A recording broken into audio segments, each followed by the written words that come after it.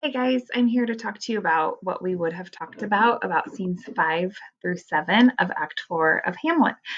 So hopefully you were able to access them pretty easily. Not much of this film was available on YouTube for these three scenes, but again, you can rent it if that's helpful to you. So we start out with scene 5 with Gertrude, and she's sitting with a gentleman, one of her workers, and Horatio. And she says that she doesn't want to speak to somebody, and we're able to put together that that person that she doesn't want to talk to is Ophelia. And there's a lot to be implied there. Gertrude feels a little bit of guilt. Her son is the one who killed Ophelia's father. She was there to witness it, and she doesn't want to see her. But what we learn from these lines, if you use your side notes over here, it says, although Ophelia speaks nonsense, her confused manner of speaking moves her listeners to gather some meaning by patching her words together. So Ophelia has gone crazy. The poor girl lost her father. We saw the way Hamlet was treating her. She lost her father to the hands of her boyfriend, and we see her in her mental state in this scene. So I'm not going to get too much into it because you read it, but we have Ophelia speaking to the king and queen, and then we hear a noise, and that noise is Laertes and his angry mob, and they have returned. I picture this a lot like the scene in Beauty and the Beast where Gaston and his mob is coming through, kill the beast, because you hear a banging and Laertes will be king. And Laertes is mad because he missed his father's funeral. They buried him really quickly. He doesn't know much about the death, and he is here to get revenge. And we see, remember, Laertes is a character foil of Hamlet. And so while they follow a similar path, they approach things very differently. And Laertes wants to kill Claudius immediately without even knowing who is responsible for the death. So that's a little bit how Hamlet and Laertes are quite different. But the king convinces Laertes here to pause for a moment to think, and to not do anything in that matter. And what kind of makes Laertes calm down is seeing the side of his sister, and he's very sad to see her singing the way that she's singing. And you watch that clip, and to understand like what has put her into this mental state. So seeing her in that way really calms him down and changes the tone to one of sadness. But at the very end, the king speaks to Laertes and says, go make choice of whom your wisest friends you will and hear what they say, right? And if they say that I am the one that killed your dad, if they find us touched, we will our kingdom give our crown, our life, and all that we call ours to you in satisfaction. So Claudius is basically saying, Laertes, calm down. Go talk to people, find out what happened. And you know what? If you find out I killed your dad, then you can take my life. And so he's telling him to go kind of seek the answers. But he does tell him before he leaves the room, and that, like, come back and we're going to make sure the axe falls in the right place.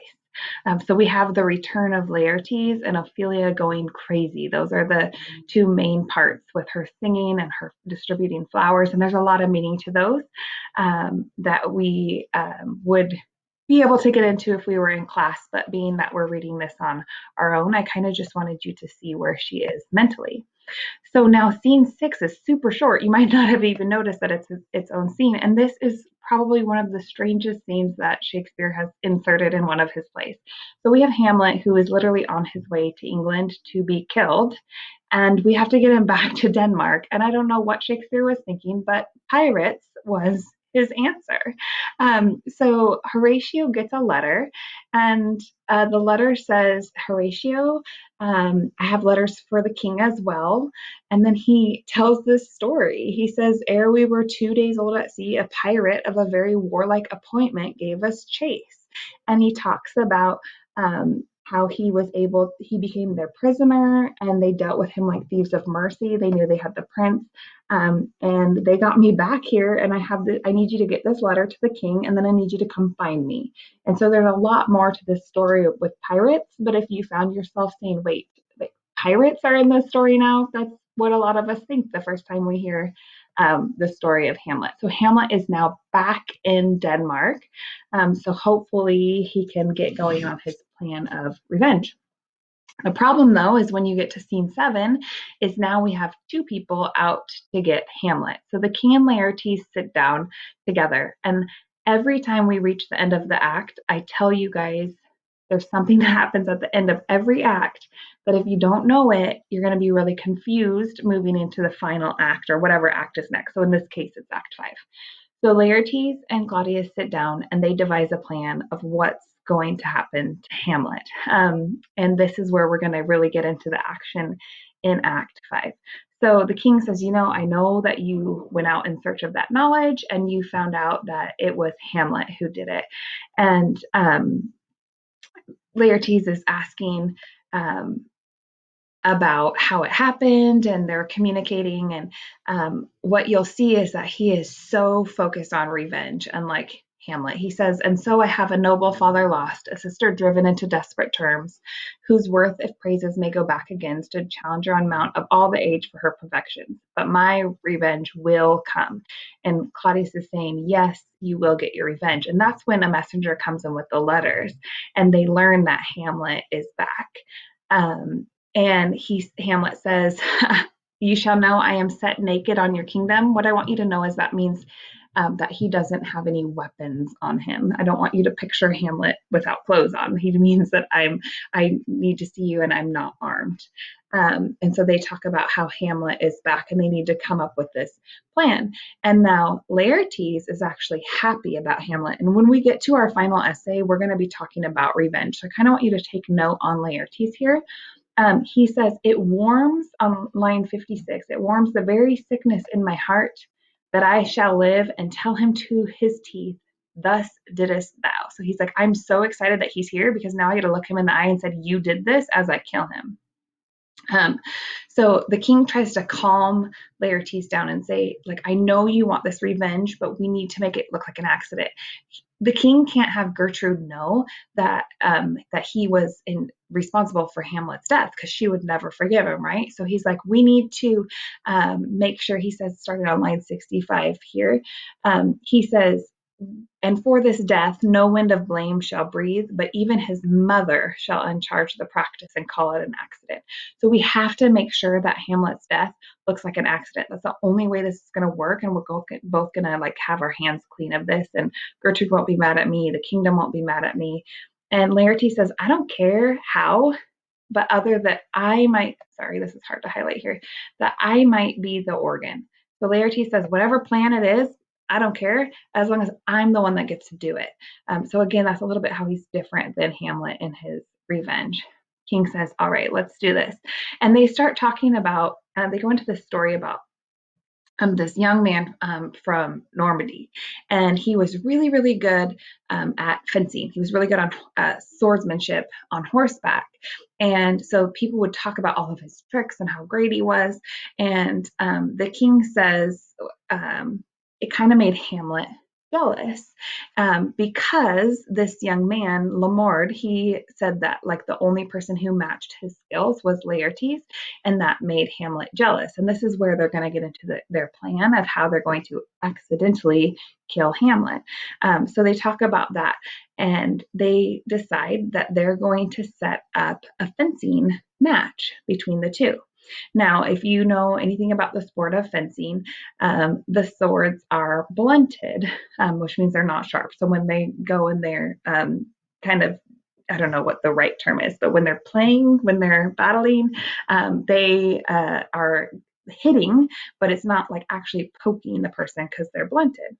So they're kind of getting around to this plan, right? And they said Hamlet will be so excited to do this match. And I'm going to place a bet on Hamlet's head. And that he says, he being remiss, most generous and free from all contriving, will not peruse the foils, so that with ease or with a little shuffling you may choose a sword unbaited, and in a passive practice requite him for your father. So if you go here to line about 137 to 142, that's really where they're focusing in on that plan A. So plan A of how to kill Hamlet is, we're going to set up this duel, right? That's probably the word I should have used earlier with dueling, not playing. But anyways, Hamlet's going to be so excited that he's not going to really look at the swords. He'll just grab one, and the swords are called foils. Okay. And Laertes is going to pick one that's unbaited. And if you use your side notes here, it says not blunted. So a sharpened sword will be accidentally placed there. Laertes will have no idea, right? And so while they're dueling, and it's supposed to be a sport where everyone's watching, Laertes will, oops, get Hamlet. Okay. Laertes is like, sure, but what if I get him, but it's like only enough to injure him? What if it's not enough to kill him? And well, it's Shakespeare, and what would a Shakespeare tragedy be without poison? So Laertes says here on line 144, I bought an unction before that if you dip a knife in it, so he brought a little vial of poison, that if you dip a knife in it, basically it would kill you right then and there. Even a scratch with just a little bit of that poison is going to kill somebody. So they're going to put that poison on that sword just in case when Laertes gets Hamlet that it's not enough, that the stab itself isn't enough to kill him. So plan A is setting up this fencing match. This little duel, it's a sport, it's for fun, right? Entertainment, everyone's going to be watching, and Laertes will pick this sharpened sword that has poison on it. The king is like, well, let's come up with a plan B just in case. Let's further think of this. And so, what they're going to do is have some poisoned wine. So, if Laertes isn't able to get Hamlet, or Hamlet's winning, or just something's happening to where this plan isn't come into place, Claudius says here on line 160, when in a motion you are hot and dry, I'll have prepared for him a chalice for the knots, whereon but sipping, if he by chance escape your venom stuck, our purpose may hold there. So plan A is the fencing, right? The sword. Plan B, if it's not working, Claudius is going to have some poison in a wine and cheers to Hamlet and have him drink that. Okay, so that's how they plan to accidentally kill Hamlet. And that will all start to play out in Act 5. But first, at the end, and this may have been a surprise to you, the queen comes in and says, Laertes, your sister has drowned. So our next death in the play is Ophelia. So Ophelia has drowned, and there's quite a few questions surrounding her death, and you're going to see this immediately when we open up in Act 5, Scene 1. Is there's a little bit of controversy around did she drown or did she drown herself? Did she take her own life? So the queen described where she was. She was out against a willow. She was making these like floral headbands, and she was near a brook when she fell down. Now, if you think of a brook, you don't really think of this deep water that one could drown in, right? You might think of a drowning in an ocean or a lake or a big body of water, not a brook. A brook, you think of like a peaceful stream, little river. But she fell in, and the water came to her, and the mud came over her body. But it was almost as if she didn't even try to get up. So at the end there, it says, but long it could be till that her garments, heavy with their drink, pulled the poor wretch from her melodious lay to muddy death. So Ophelia is dead. She drowned. Hamlet doesn't know yet. But again, there's a lot of question because it's a brook. Um, the mud came over her, and it didn't seem as if she tried to save herself. So there will be some controversy moving forward right away as we pick up next week over how to handle Ophelia's death, because does she deserve a Christian burial, or was it suicide? Does she not? So the big parts here are just knowing that plan for killing Hamlet moving forward. And Act 5 is going to be how it all comes to fruition, who lives, who dies. You can probably start making some predictions here because it is a Shakespearean tragedy, and usually very few people make it out in the end. So please hop on Thursday afternoon if you need any help with these scenes. I'll be there to answer. We do have our multiple choice. I know it's not like the absolute best setting, so you may use your materials for the multiple choice. I just need you to do it no later than Sunday night. All right, make sure you're filling out the weekly check-in because we do have to do attendance. Other than that, have a great week, and I hope to see you some way, somehow soon. Bye.